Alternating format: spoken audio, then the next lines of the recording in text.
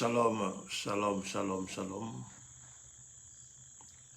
Race élue, peuple divin, peuple choisi de l'Éternel, notre roi, notre Dieu, notre Seigneur des seigneurs. Je veux ce soir encore te bénir au nom de ce Créateur-là, celui-là même qui t'aime. Ce soir, je veux encore élever la voix vers lui pour que tout ce que tu attends de lui, selon son plan, selon ce qu'il a prévu pour que ton âme soit sauvée. Je ne parlerai pas de ce que tu désires et qui n'est pas conforme à sa parole. Ce que tu désires qui va à l'encontre même de ses principes. Non, je ne parle pas de ça. Je parle de ce dont tu as besoin pour que ton âme soit sauvée. Ce dont tu as besoin pour que tu puisses véritablement t'épanouir en tant qu'enfant de Dieu, en tant qu'héritier de ce Seigneur-là, en tant que co-héritier de Christ, celui-là même qui est venu mourir pour nous, le premier parmi les morts. Je veux bénir le nom de l'Éternel ce soir pour toi. Bien-aimé, ce direct que je fais ce soir, c'est vraiment un cri de cœur. C'est vraiment un cri de cœur. Je n'avais pas prévu le faire, mais depuis hier soir, le Seigneur a attiré mon attention sur des faits qui vraiment m'ont peiné. Des faits qui m'ont peiné. C'est pourquoi je fais ce direct-là pour que nous puissions nous parler. En tant qu'enfants de Dieu, nous puissions nous parler. C'est vrai, il est bon souvent de polémiquer, mais il est aussi bon de réfléchir, de se poser les bonnes questions pour savoir est-ce que ce que nous sommes en train de faire est conforme à la parole de Dieu. Aujourd'hui, chacun se lève et fait ce qu'il a envie de faire. Chacun se lève, il exhorte, il conduit les gens à vouloir faire, à faire comme lui. Mais est-ce que ce que nous faisons est conforme à la parole de Dieu? Voici un peu ce qui motive le direct de ce soir-là. Alors le thème que nous avons choisi, c'est le sel. Le sel. Je pense que même si tu n'as pas la définition chimique du sel, mais tu sais au moins ce que c'est que le sel. Peut-être pour l'avoir une fois utilisé, je dis bien une fois, peut-être pour ceux qui n'aiment pas la cuisine, nous autres là, qui aimons la cuisine, ça c'est des choses qui sont courantes. Mais si tu n'aimes pas la cuisine, au moins tu as utilisé le sel. Mais le sel que tu utilises, à quoi ça sert? Quel est le rôle du sel? Voici ce pourquoi aujourd'hui nous faisons ce direct-là. C'est pour parler du sel. C'est la motivation. Le sous-thème, c'est, n'est-ce pas, un passage biblique que vous connaissez. C'est « Vous êtes le sel de la terre. Mais si le sel perd sa saveur, avec quoi la lui rendra-t-on? Il ne sert plus qu'à être jeté dehors et foulé aux pieds par les hommes. »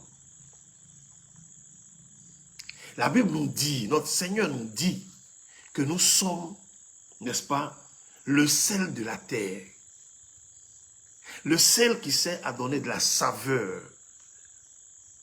Le sel qui sert à symboliser, n'est-ce pas, la pureté, n'est-ce pas, et la dureté. Parce que le sel sert à assaisonner, mais à conserver aussi. Donc, on assaisonne pour donner un goût, un bon goût à la chose, mais ça sert aussi à conserver longtemps. Donc, nous sommes le sel de la terre. Enfants de Dieu, nous sommes appelés sel de la terre. Mais si ce sel-là, il arrivait que ce sel-là perdait sa saveur, avec quoi on va le lui rendre? Je me souviens qu'il arrivait des fois où, par inadvertance sûrement, ou bien on a déposé le sel quelque part, et puis la pluie vient à mouiller le sel. Quand la pluie mouille le sel, le sel perd beaucoup de la salinité. C'est-à-dire tu vas beau conserver, mais il ne sera pas aussi bon à utiliser. C'est-à-dire, pour que tu puisses donner de la saveur à ta nourriture, il va falloir ajouter assez de sel. Parce que le côté salinité est parti. Le sel est très important. Je ne sais pas vraiment pourquoi le Seigneur a imagé, n'est-ce pas, notre résistance au sel. Mais toi-même réfléchis. Il te dit que tu es le sel de la terre. C'est toi qui dois marquer de ton empreinte la terre. C'est toi qui dois donner un goût à la terre. Un goût à ta vie. C'est toi. Si tu veux que ta vie soit amère, tout dépend de toi. Parce que c'est selon le dosage de ce sel-là que ta vie sera soit amère ou excellente. Parce que quand il y a trop de sel dans une nourriture, tu as beau faire l'effort, tu ne peux pas manger. Donc c'est un bon dosage. Tu es le sel de la terre. Mais si ce sel-là venait à perdre sa saveur, avec quoi on va la lui rendre? C'est plus possible. Et il continue pour dire, il ne sert plus qu'à être jeté dehors et foulé aux pieds par les hommes. Oui, c'est ce que nous vivons aujourd'hui. Ce qui était censé être le sel pour donner de la saveur sont la risée du monde. Ils ne servent plus à rien à l'intérieur de la maison. Ils sont plutôt dehors. C'est au dehors maintenant qu'on les voit. Et au dehors, on se moque d'eux. Mais en se moquant d'eux dehors, on se moque de ceux qui sont à l'intérieur. Et ils sont la source de l'opprobre portée au nom de l'Éternel. Nous allons lire le sommaire d'aujourd'hui. Nous allons lire un peu parce que c'est vraiment un cri du cœur. Je vais interpeller les uns et les autres pour qu'on se ressaisisse et qu'on revoie notre manière de réfléchir et de marcher. Marc chapitre 9, verset 50. Marc chapitre 9, verset 50. Le sel est une bonne chose, mais si le sel devient sans saveur, avec quoi l'assaisonnerez-vous? Avec quoi tu vas assaisonner le sel? Parce qu'il perd sa saveur. C'est lui qui donne un sens à la vie, un sens à quelque chose. C'est lui qui permet de conserver longtemps les aliments. Dans beaucoup de régions, dans beaucoup de cultures, n'est-ce pas, autant juives, égyptiennes et autres, même chez nous ici, on demande du sel pour faire la dot. Le sel fait partie des éléments qui sont recommandés pour la dot. Parce qu'il faut donner un sens, n'est-ce pas, à votre union, conserver véritablement pendant longtemps. Mais si toi, qui es censé donner ce goût-là, tu as perdu ta saveur, à quoi tu sers? À quoi tu sers? Bien-aimés, ce soir, comme je vous l'ai dit, les raisons qui ont motivé ce direct sont multiples. Parce que quand je vois un peu comment aujourd'hui, ceux qui sont païens, qui devaient être impactés par nous, enfants de Dieu, c'est plutôt le contraire qui se produit. Au point où ceux-là se moquent de nous, au point où ceux-là même nous montrent, nous dictent comment nous devrions marcher. C'est honteux. C'est un peu comme un père de famille ou une mère de famille qui se comporte tellement mal que son enfant lui dit ce qu'elle doit faire ou bien ce qu'il doit faire. C'est honteux. C'est honteux. C'est humiliant. C'est ton enfant à qui tu dois montrer comment marcher. Et celui-là même qui t'oriente parce que tu as une démarche ou tu as une façon de marcher qui n'est pas conforme à la société même, il y a problème.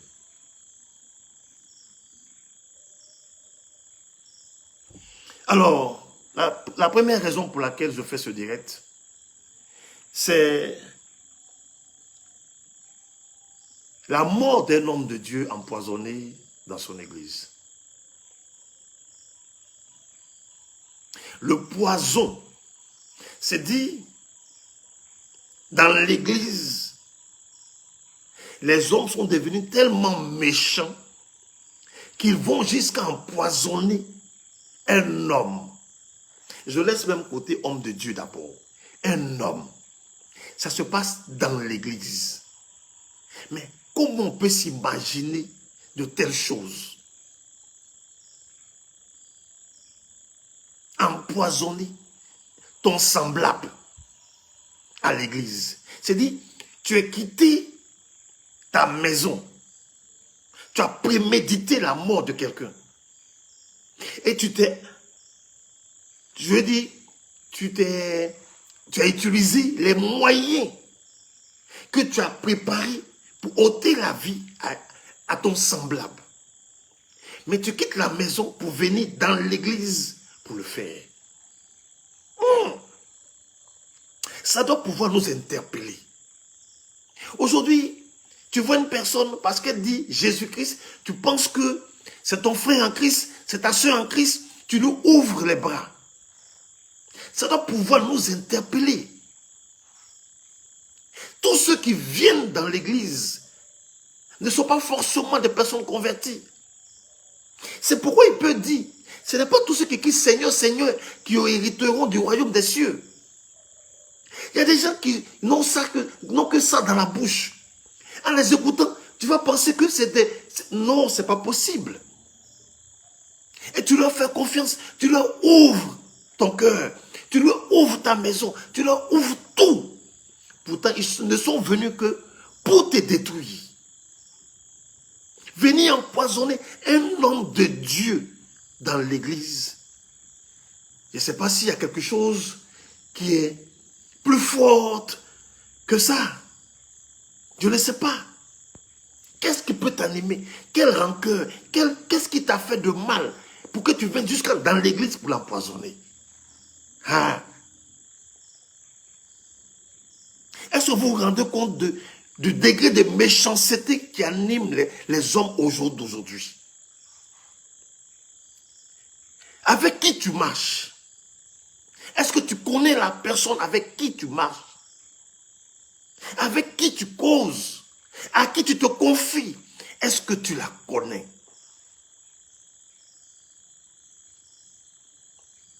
Non.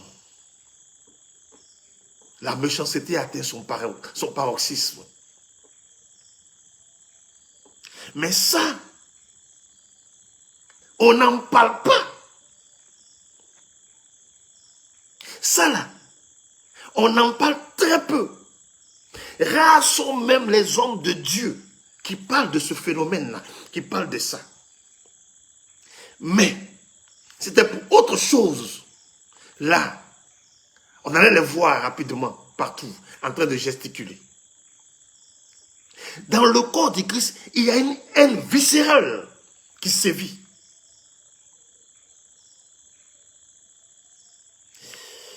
Oui, c'est dommage.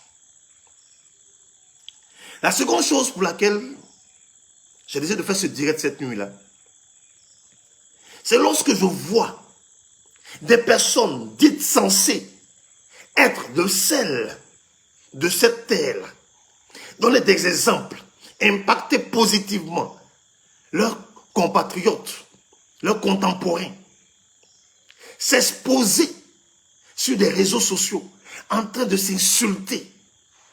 Parce que tu es mon fils, parce que tu n'es pas mon papa, parce que tu as mangé avec moi, parce que... Quel est l'exemple que vous donnez?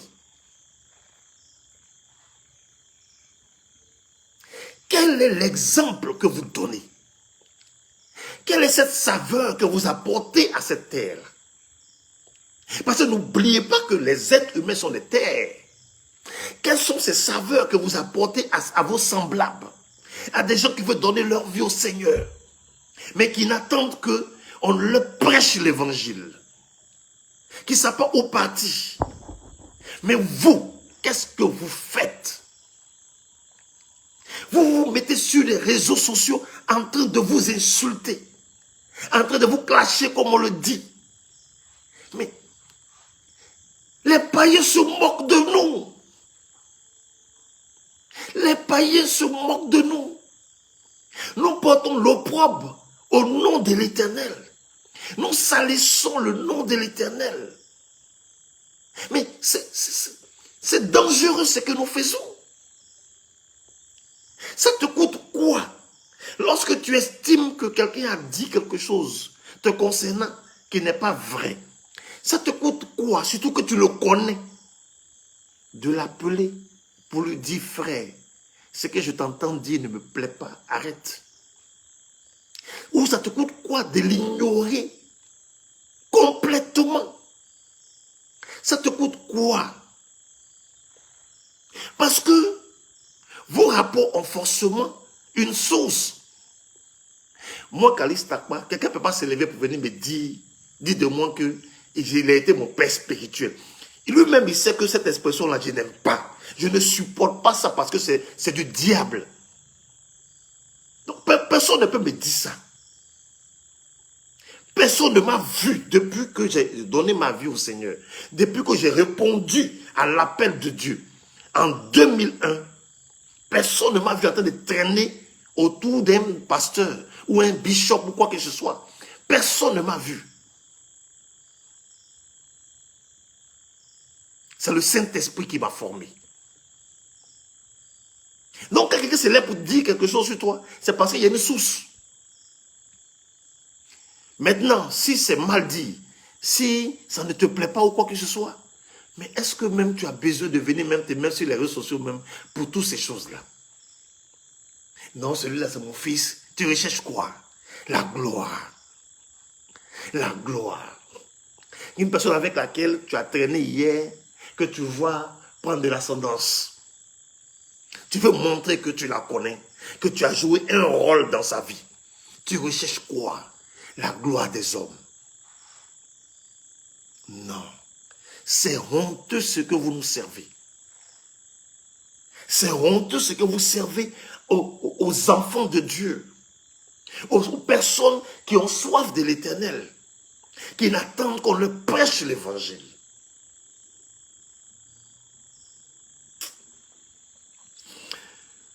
Oui, nous avons malheureusement des hommes de Dieu qui se conforment, n'est-ce pas, au siècle présent. Ce qui les intéresse, c'est ce que ce monde-là offre. Donc, à part ça, aucune motivation. Comme je le disais, on a vu des gens, des hommes de Dieu s'élever pour mobiliser le peuple pour supporter l'équipe nationale. Mais il y a des casses, il y a des gens qui sont en train de mourir, qui dorment à la belle étoile. Ils n'en parlent pas. Ce qui attire, ce qui motive, ce qui propulse en termes de gloire, en termes de renommée, en termes de vue, de visibilité. Voici ce qui attire les hommes de Dieu.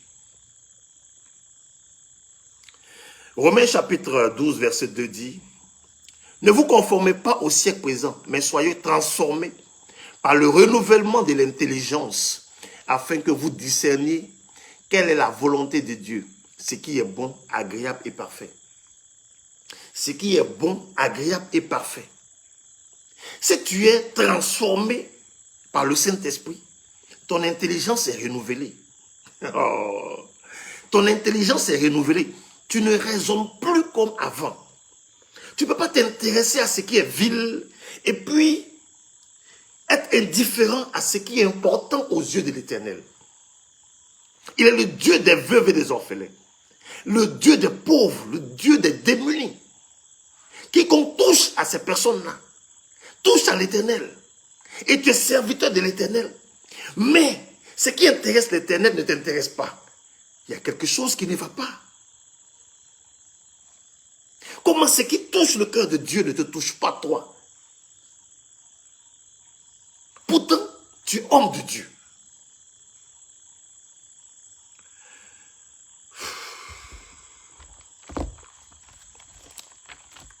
On va lire aussi 1 Pierre 1, 14.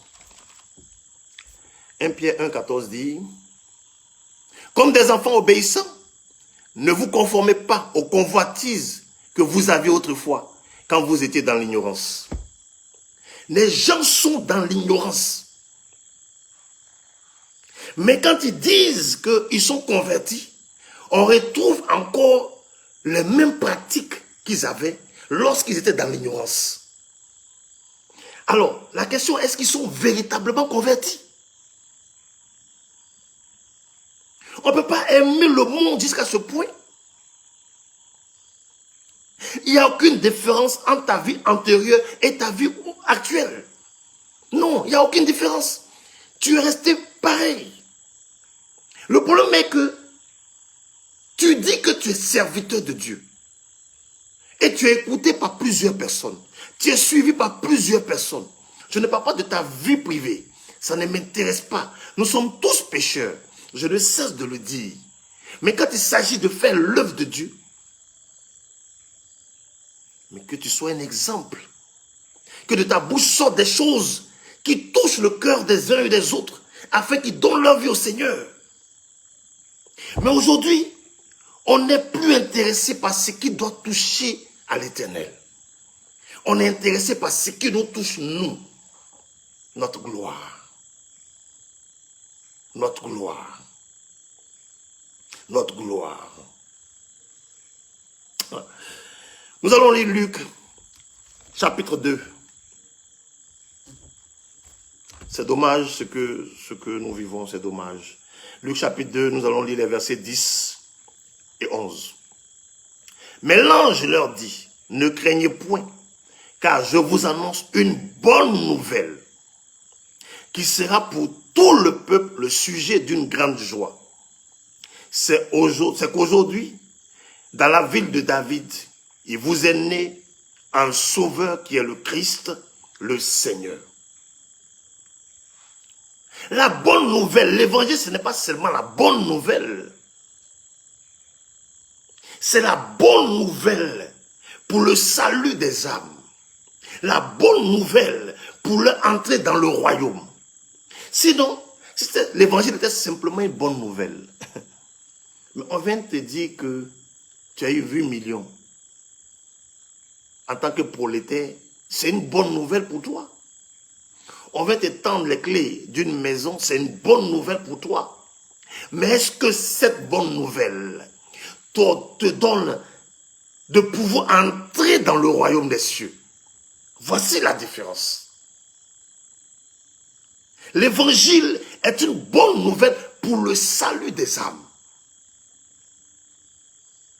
Mais aujourd'hui, des hommes de Dieu ne prêchent plus l'évangile. On ne prêche plus l'évangile. On s'attarde sur des futilités, sur des vanités, des choses éphémères. Voici ce qui attire le peuple. Et c'est ce que les hommes de Dieu servent au peuple.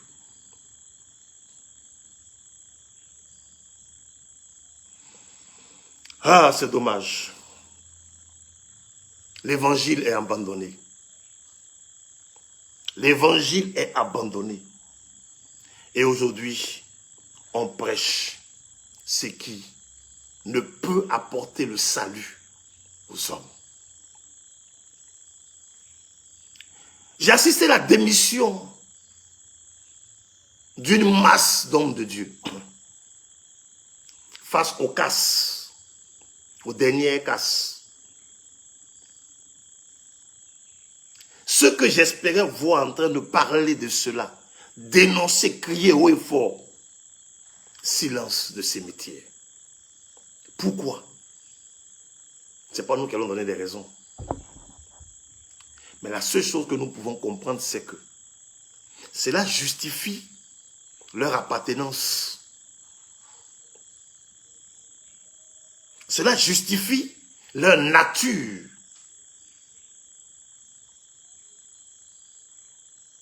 Attends. Devant toi, des gens n'ont plus d'abri. Toi, en tant que serviteur de Dieu, tu ne peux pas dénoncer cela. Pourtant, on te voit sur les réseaux sociaux en train d'insulter à longueur de journée des gens et tu n'es pas inquiété. Mais en tant que serviteur de Dieu, tu ne peux pas parler de ça. Un fait de société. Tu es serviteur de Dieu. Tu es là pour défendre la cause du peuple. À l'instar des sénateurs ou qu'on appelle ça, députés qui votent des lois. Mais ton rôle est de dénoncer, est de te battre pour le bien-être des âmes, des populations. Donc toi, ton rôle en tant que serviteur de Dieu ou servant de Dieu, c'est de te rester dans ton église, de te rester devant une caméra pour parler de prospérité, bonheur, richesse. C'est tout quoi. C'est tout.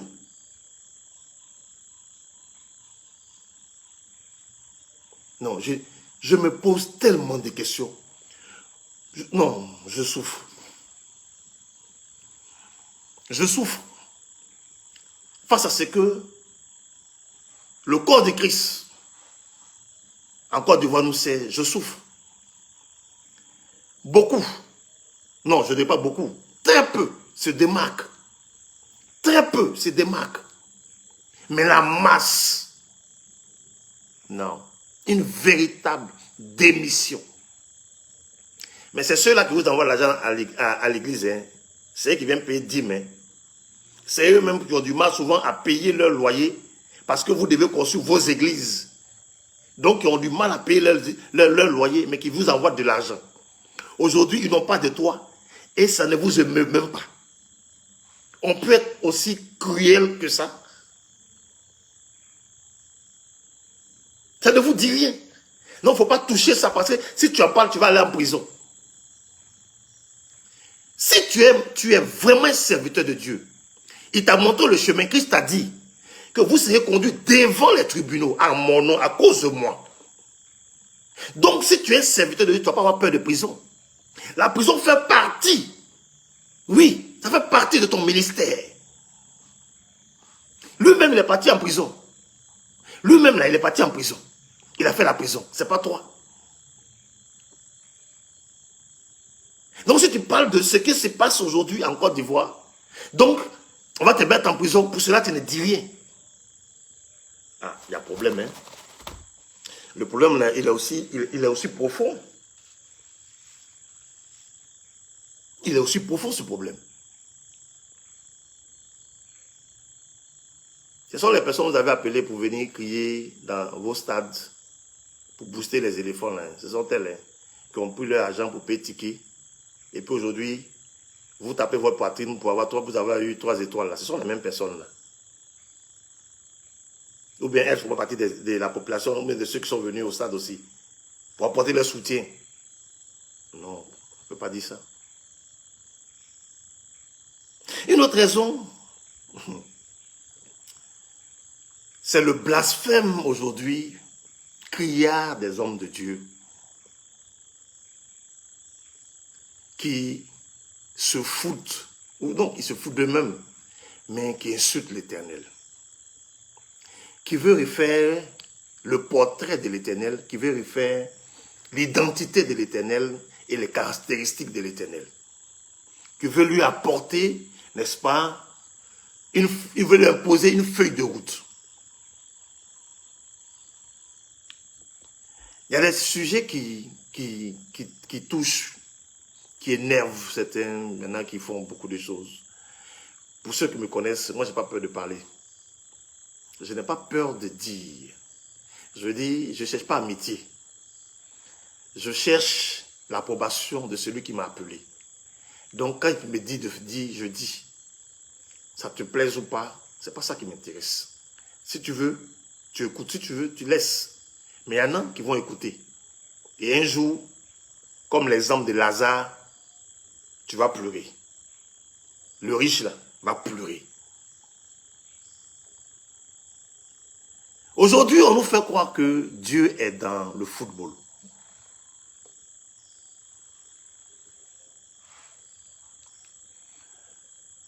Objectivement, je veux qu'on réfléchisse un peu.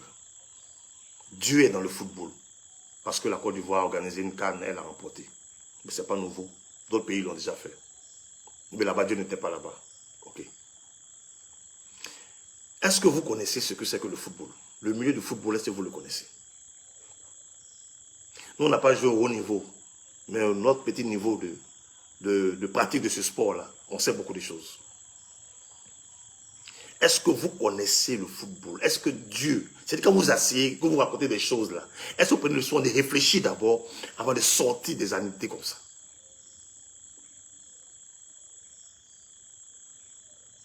Le football, pour ceux qui ne savent pas, est le milieu le plus vaste milieu de blanchiment d'argent. Le football. Blanchiment d'argent. Aujourd'hui, pour payer quelqu'un un milliard, là, ce n'est rien pour eux, hein, mais c'est blanchiment d'argent. Est-ce que vous le savez? Est-ce que vous savez que dans le milieu du football, l'homosexualité a atteint son paroxysme? Est-ce que vous savez ça? Non, est-ce que vous le savez? Parce que vous dites des choses. Dieu est dans le football.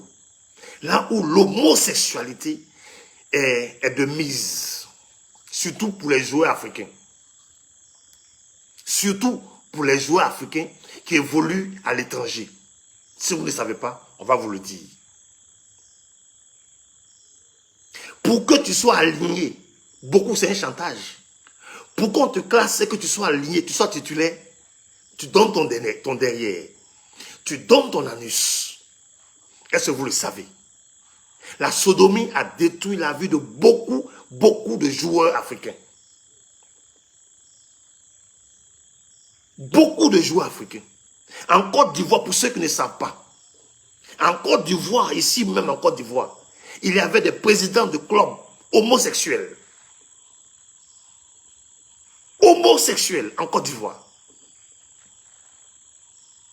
Ceux qui ont pratiqué le sport ou qui ont aimé le sport dans les années 80, ils savent de quoi je parle.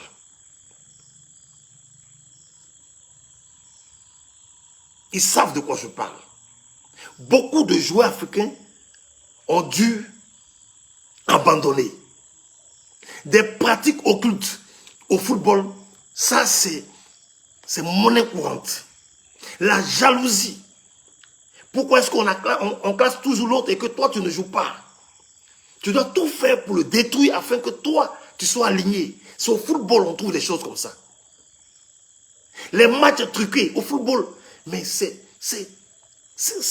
ne sais pas comment je vais appeler ça. Aujourd'hui vous avez les icebergs, tout ça là. Vous pensez quoi? Ce sont des matchs truqués. C'est du faux. C'est dans ça que votre Dieu là, il est. Non, de quel Dieu vous parlez même? De quel Dieu vous parlez? Parce que je dis toujours, peut-être comme vous ne savez pas, le mot Dieu là, c'est l'objet de ta croyance. Excusez-moi. Ce en quoi tu crois là, c'est ça qui est ton Dieu. Non, c'est quel Dieu qui est dans votre football où il y a match truqué,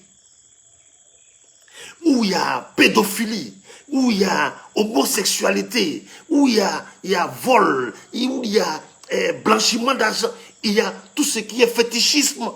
Et ils appellent ça talisman. Regardez les joueurs européens, quand ils marquent un but, ils vont soit embrasser leurs doigts, où il y a leur fétiche. Ils ont toujours des signes bizarres qui n'ont rien à voir avec la parole de Dieu. Et ça, vous allez dire que cela, Dieu est dans le football. Ah! C'est de que Dieu vous parle. Des gens blasphèment à longueur de journée. On dit non, mais il y a des hommes de Dieu qui ont prédit que la Côte d'Ivoire va remporter la coupe. Mais quand tu écoutes la prédiction, il n'y a rien de précis dedans. On dit, il va organiser, mais ça peut être, même en l'an 50, Côte d'Ivoire peut organiser, il va remporter. Donc ça ne justifie pas cette prophétie, bien quoi. Moi j'appelle ça un pronostic.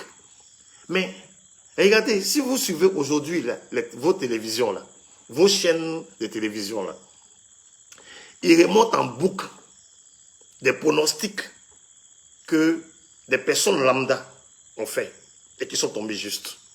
Ils se moquent de vous.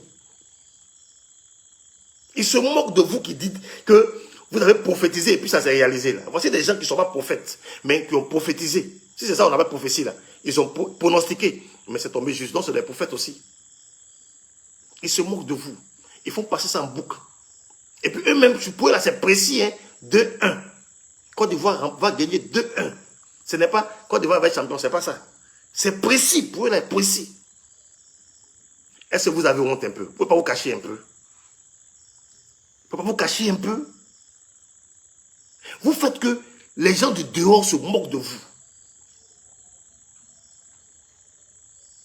Quand on met vos publications sur le Facebook, allez lire un peu les commentaires en bas. Allez lire un peu les commentaires. Vous devez avoir honte. On vous invite sur un plateau de télévision, vous venez parler des prédictions jusqu'à l'an 35, 2035. Et c'est Dieu qui vous a révélé toutes ces choses-là. Aucune précision, hein. On s'en va seulement. C'est quoi ces bêtises-là? C'est quoi ces bêtises-là? Quel est l'impact? Au sorti de la Cannes, quel est l'impact? L'évangile qui était prêché pendant et après, quel est l'impact? Qu'est-ce que Dieu a gagné dans ça là? Parce que les Adjoukou se sont levés pour dire que c'est eux qui ont fait. Les gens comme l'Aziz 47 se sont levés pour dire que c'est eux qui ont fait. Pas mal de personnes disent que c'est eux qui ont fait. Et puis, la Côte d'Ivoire a remporté. À qui la gloire? Toi, tu dis que c'est ton Dieu parce que tu crois en Dieu. Mais quelqu'un d'autre dit que ce sont ces fétiches qui ont fait. Dieu n'est pas dans le cafouillage. Quand Dieu fait là, ça s'impose à toi. Il n'y a pas une langue qui va se lever pour dire que c'est moi qui ai fait. Quand Dieu veut faire là, il n'y a pas une langue qui va se lever pour dire c'est nous qui avons fait. Ne travaille pas en catimini, ne travaille pas dans les cafouillages. L'Éternel là, ne travaille pas comme ça. Il y en a qui vont dire, oui, Dieu n'est pas dans le football, mais il avait ses enfants. C'est dommage. Aujourd'hui, des hommes de Dieu qui recherchent la gloire. Je dirais là, je vais le refaire. Ça, c'est l'introduction. Je vais le refaire pour parler un peu de ce qui se passe. On invite des anciens joueurs, on invite des joueurs pour venir rendre des témoignages, pour dire que c'est la prière de tel qui a fait que la Côte d'Ivoire. Mais c'est quoi toutes ces choses-là? Est-ce que vous avez besoin de publicité? Est-ce que le cadavre a besoin de publicité pour que les charognards accourent? Celui qui est ton modèle, si tu es vraiment un serviteur de Dieu, à quel moment Christ a fait sa publicité? À quel moment Christ a cherché la visibilité? À quel moment Christ a rendu témoignage de lui-même? À quel moment? À quel moment? Sortez-nous les passages. Nous sommes ignorants. Nous aussi, on veut apprendre. Afin qu'on puisse fermer notre bouche. Et qu'on vous regarde agir. Mais sinon, c'est désolant ce que vous nous offrez. Côte d'Ivoire, répands-toi. Côte d'Ivoire, répands-toi. Toi qui te dis chrétien, ne suis pas aveuglement les gens. Ne suis pas aveuglement les gens. Le temps de lire, méditer la parole de Dieu est arrivé. La parole d'Elohim, le temps de la lire, de la méditer est arrivé. Quand tu vois quelque chose, tu compares aux Écritures. Quand tu entends quelque chose, tu compares aux Écritures. Et puis tu fais ce que l'Écriture te dit. Sinon,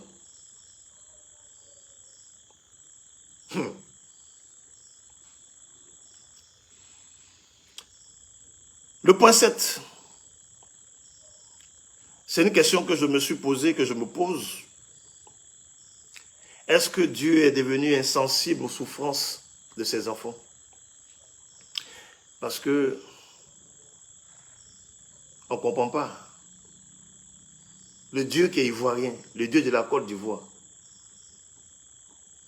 il a donné une joie éphémère aux gens pendant quelque temps. 1 mois environ. Et puis, depuis lors, là, ça fait 1 mois que la canne est finie. Ça n'a pas encore fait 1 mois. C'est les pleurs, c'est les lamentations. Qu'est-ce qui s'est passé? Pourquoi Dieu n'a pas vu ça pour annoncer? Pourquoi Dieu n'a pas annoncé la destruction, la casse de ces quartiers-là?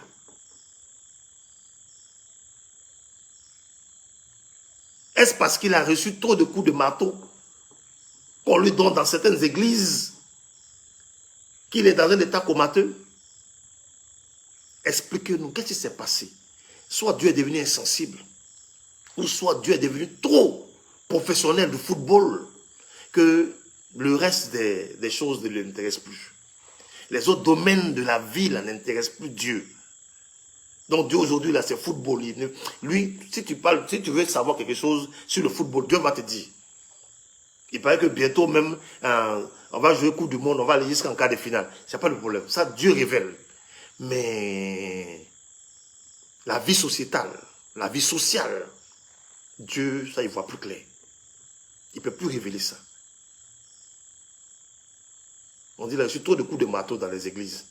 Parce que c'est arrivé là-bas maintenant. Voici l'impact de la canne. Ce n'est pas l'évangile qui est prêché, mais c'est coup de marteau qui est venu dans l'église. Coup de marteau, c'est ça qui est dansé dans l'église. C'est le païen qui est rentré à l'église et puis le chrétien a fui l'église. Quel est l'impact sur le plan chrétien, évangile, qui a été porté, je veux dire, aux nations, ou même à la Côte d'Ivoire?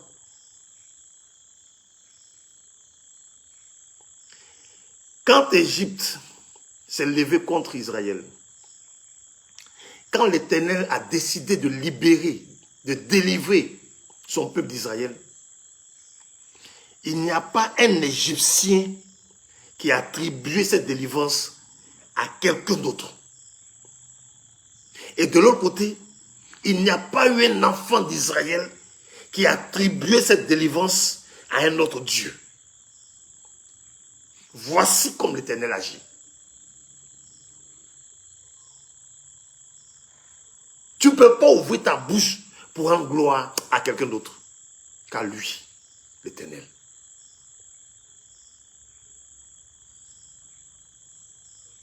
Donc Dieu est devenu insensible. Dieu, maintenant, la vie de ses enfants-là, ça ne l'intéresse plus. Actuellement, là, il est devenu professionnel. Il a eu sa licence FIFA avec CAF. Donc Dieu, actuellement, là, il est devenu vendeur de joueurs. Donc Dieu n'a plus le temps pour les souffrances des... Non, il n'a plus le temps pour ça. Actuellement, là, Dieu s'intéresse au football. C'est un Dieu, ouais, professionnel. C'est dans quoi vous nous mettez là? Ou bien le coup de marteau là, tellement assommé, il ne voit plus clair. Je finis par interpeller ces hommes de Dieu qui entraînent, qui conseillent et qui entraînent la masse ignorante, la masse d'ignorants et envoûtés à suivre, n'est-ce pas, leur pulsion, leur passion de ce monde, parce qu'ils n'ont pas changé en réalité, et qui le conduisent à la mort. Vous n'êtes pas censé ignorer que ceux qui sont les dévanciers, ceux qui guident, ceux qui enseignent la parole, seront jugés très sévèrement. Je vais revenir la prochaine fois sur ce thème, le sel. Aujourd'hui, c'était l'introduction pour donner les raisons pour lesquelles je faisais ce direct-là.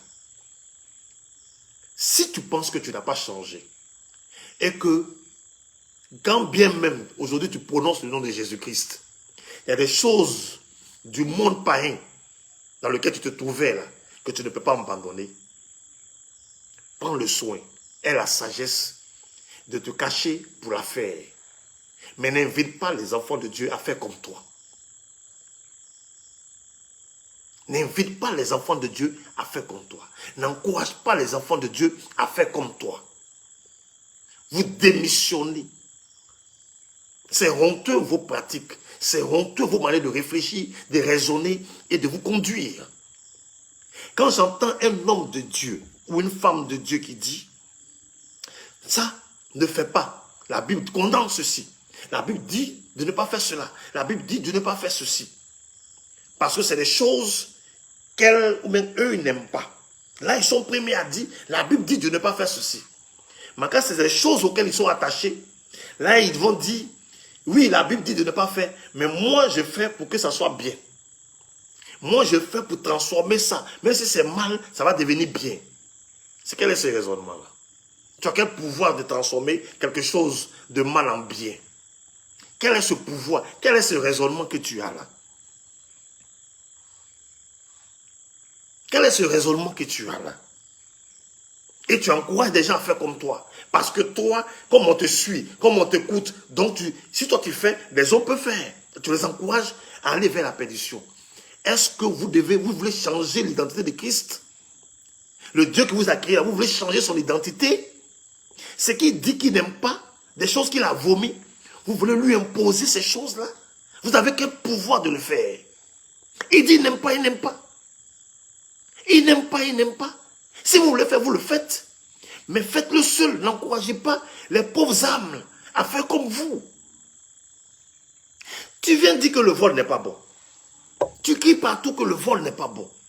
Ok. Ton ami qui vole, je ne sais pas quoi, des beignets, qui vole des cahiers, des voitures, etc., etc., tu lui dis que le vol, non, ça là, Dieu dit de ne pas voler. Non. Il vole des animaux. Non, Dieu dit le vol n'est pas bon. Ça, tu sais lui dire que le vol n'est pas bon. Mais toi, tu voles de l'or. Et quand on te demande, tu dis non. L'or là, c'est avec ça que, n'est-ce pas, Dieu construisait les ustensiles, fabriquait les ustensiles, qu'on appelle ça, de l'autel de la maison de l'Éternel. C'est avec l'or qu'on faisait l'arche, etc., etc. Mais quand tu prends quelque chose qui ne t'appartient pas, ce n'est pas vol aussi. Donc comme Dieu aime l'or, toi tu peux voler l'or. Mais Dieu n'aime pas mouton. Donc lui, il ne doit pas voler mouton. Dieu n'aime pas chèvre. Donc il ne doit pas voler chèvre. Mais lui aussi peut dire que c'est avec les chèvres, les moutons là, qu'on expiait les péchés des gens. C'est ce que Dieu a ordonné aux Lévites, aux sacrificateurs. C'est avec les animaux là qu'on expiait le péché des gens. Où le vol est interdit pour tout le monde, mais le vol peut pas être interdit pour les uns et pour toi c'est permis parce que toi tu veux que Dieu aime toi ton vol. Et tu encourages les gens à faire comme toi. Quand Dieu dit qu'il n'aime pas, c'est qu'il n'aime pas. Tu ne vas pas refaire l'histoire. Tu ne vas pas transformer Dieu. Tu ne peux pas imposer ta volonté à Dieu. Tu ne peux pas imposer quelque chose que Dieu en horreur, en abomination. Tu ne peux pas lui imposer ça. C'est comme toi, tu vas venir dire, comme tu peux dire que Dieu n'aime pas, c'est vrai, qu'on appelle ça l'homosexualité. Mais quand toi, tu es enfant de Dieu, et que toi, tu aimes ça, donc pour toi, là, Dieu va aimer. Dieu va aimer la sodomie. Est-ce que ça va? Est-ce que ça va un peu chez toi?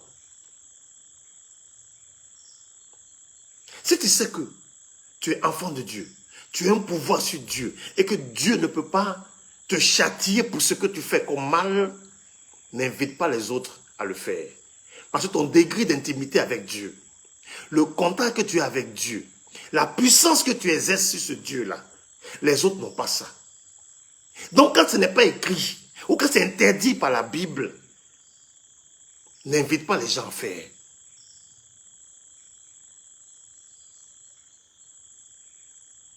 En le faisant, il n'y a aucune différence entre toi et le diable. En le faisant, il n'y a aucune différence entre toi et le diable. Tu ne peux pas imposer quoi que ce soit à Dieu. Ce qui est interdit, est interdit. Ce qui est proscrit, est proscrit. Ce qui est alloué, est alloué. Ce qui est permis, est permis. Tout est utile, tout n'est pas permis. Ou du moins, tout est permis, mais tout n'est pas utile. Tout est permis. Tu peux faire, mais fais-le seul. J'ai vu des gens, oui, ce n'est pas bon, ce n'est pas biblique, mais moi je fais. Toi tu fais, et tu invites les gens à le faire. Si Dieu ne peut pas te frapper, toi, eux là, tu ne connais pas leur alliance avec Dieu.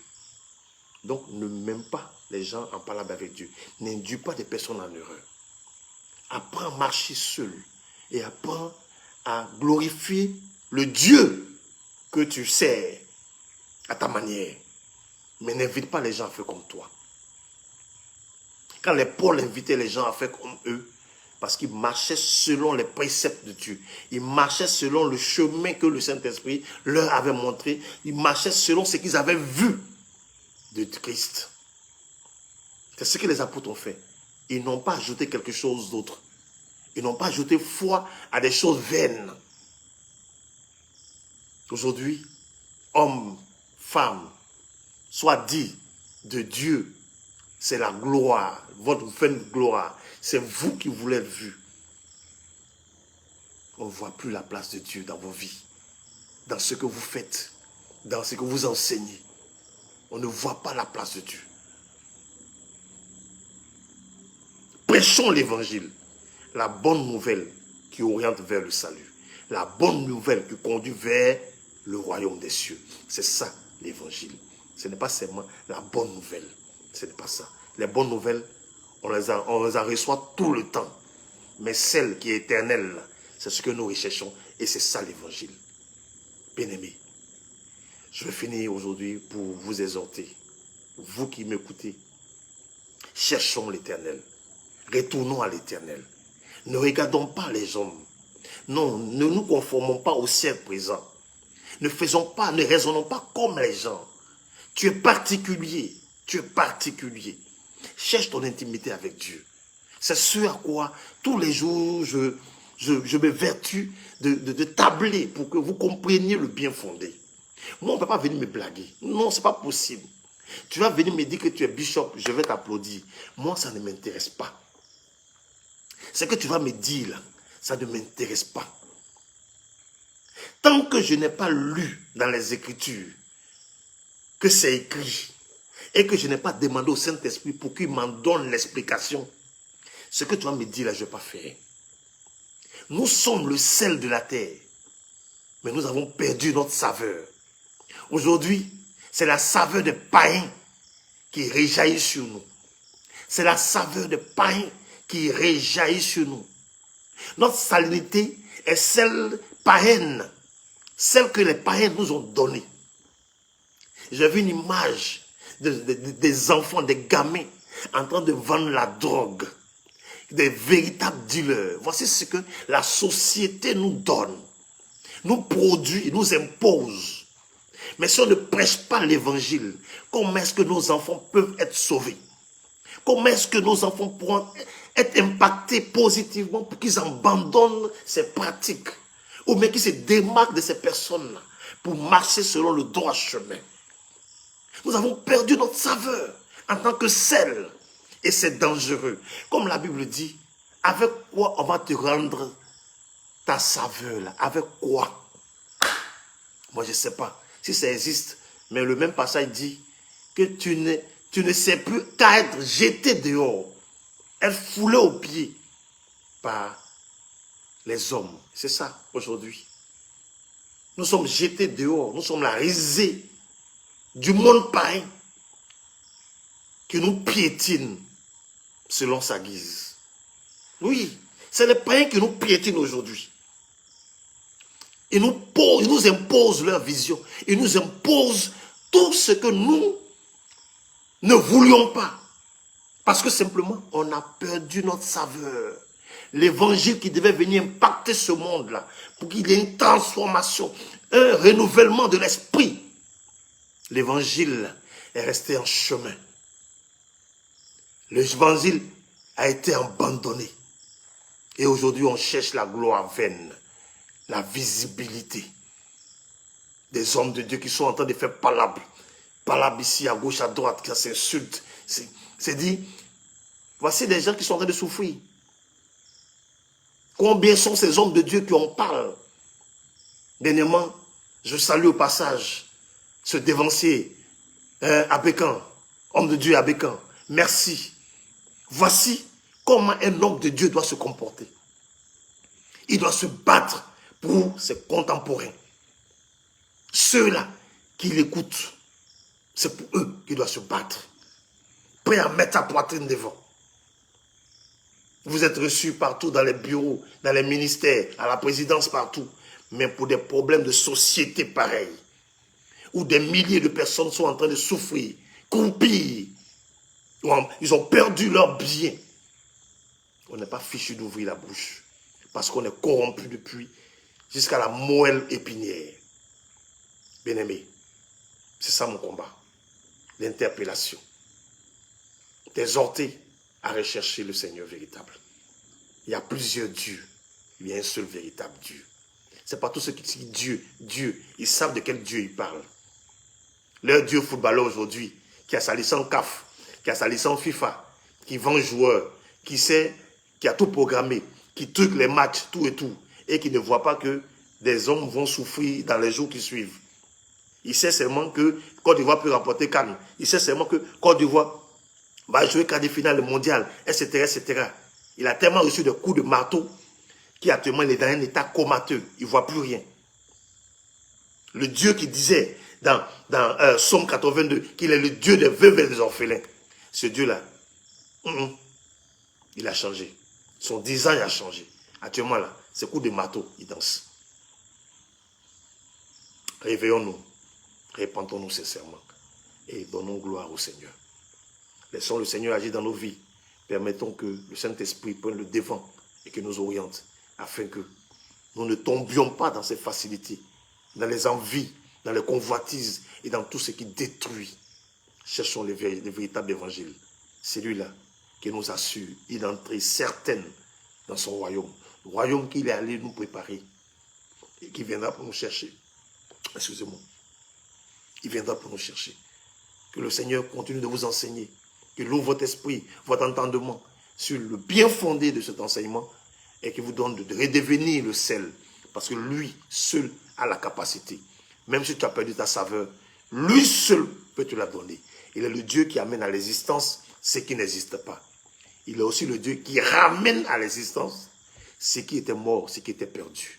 Alors qu'il se manifeste dans vos vies et qui vous redonne la saveur que vous avez donnée quand vous naissiez, quand vous venez dans ce monde-là. Qui vous garde et que nous donne de nous retrouver très bientôt au nom d'Élohim. Amen.